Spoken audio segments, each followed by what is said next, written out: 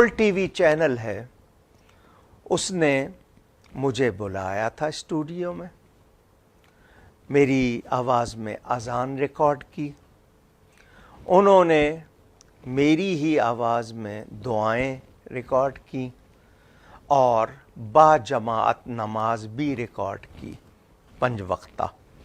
ان کا کہنا تھا کہ ہم یہ چلائیں گے۔ شاید ان کے کسی اینکر نے یا کسی نے یہ کہہ دیا کہ نماز لائیو نشر کی جا رہی ہے، آپ بھی اس کے ساتھ پڑھیے۔ خیال رہے وہ جماعت کے ساتھ پڑھنے کے لیے نہیں تھی کہ آپ اس کو آن لائن فالو کریں، وہ صرف ترغیب دینے کے لیے تھی کہ لوگ نماز کی طرف آئیں۔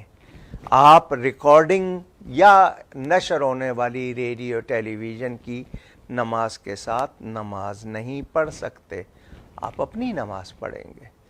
جماعت کا قانون کیا ہے؟ ایک جگہ میں لوگ ہوں، امام بھی اور نمازی بھی۔